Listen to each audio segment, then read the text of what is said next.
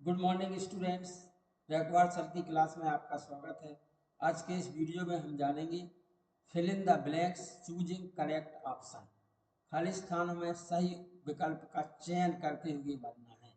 The earth dash round the sun, move moves और moved. Do you have dash book on this table, some any.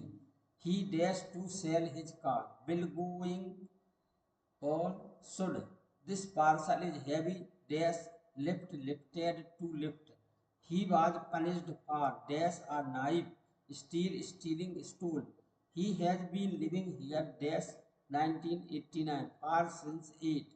He is not dash honorable man a and the. I am dash of music found finding.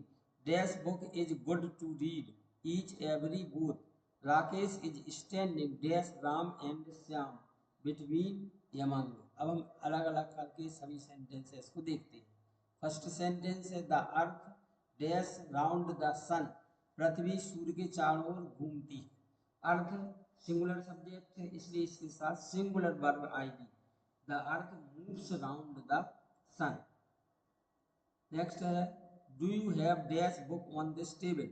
यहाँ पर ध्यान देंगे जो sentence है वो interrogative है, वो इंट्रोगेटिव सेंटेंस यदि है तो एनी का प्रयोग होगा, क्योंकि सम का प्रयोग अफर्मेटिव सेंटेंस में करते हैं। तो आंसर हो जाएगा do you have any book on this table. Do you have any book on this table. Third है he dash to sell his car, will be going should के बाद में वर्ब का फर्स्ट फॉर्म आना। क्योंकि इसमें टू लिखा है तो एक स्ट्रक्चर है is going to, am going to और आर गोइंग टू। तो ये चूंकि फ्यूचर में है ना तो इज बी में बदल जाता है। तो he will be going to sell his car, ये सही आंसर होगा। He will be going to sell his car. Next है this parcel is heavy dash lifted to lift. यहाँ पर यह पार्सल उठाने में भारी है। This parcel is heavy to lift, infinitive आएगा यहाँ पर। This parcel is heavy to lift.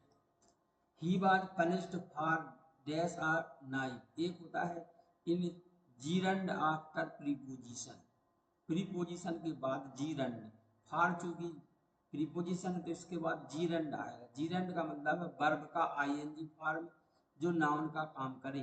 He was punished for stealing a knife, उसे चाकू चुराने के लिए सजा दी गई। He was punished for stealing a knife. He has been living here since 1989 और since और 8।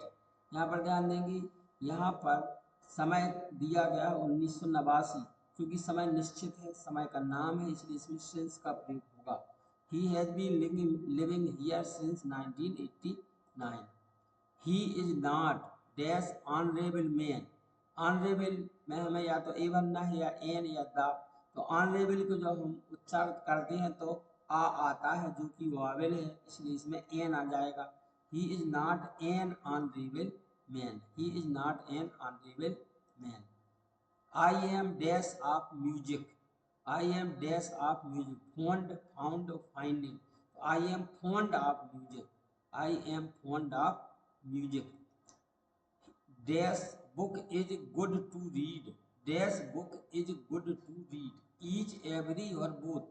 क्योंकि यदि बुक लिमिटेड होती सीमित संख्या में तो हम वहाँ पर ईच का प्रयोग करते, क्योंकि बुकों के बारे में कोई लिमिटेशन नहीं दिया गया है, अनिश्चित बुक है, इसलिए प्रत्येक बुक पढ़ने में अच्छी है, इसलिए यहाँ पर एवरी आएगा। Every book is good to read. Next है Rakesh is standing dash Ram and Sita. Between माने बीच में, यमंग माने बीच में, दोनों में अंतर ये है। बिटवीन वहाँ लगाते हैं जब दो के बीच में बैठने की बात हो, यमंग वहाँ लगाते हैं जब दो से ज़्यादा के बीच में बैठने या खड़े होने की बात हो। तो राकेश खड़ा हुआ है राम एंड श्याम, राम और श्याम के बीच। तो Rakesh is standing between Ram and Shyam. Rakesh is standing between Ram and Shyam. ये थे कुछ सेंटेंस जो आपको सरल विधि से समझाए गए हैं। आशा है वीडियो समझ में आ गया है। वीडियो देखने के लिए बहुत बहुत धन्यवाद।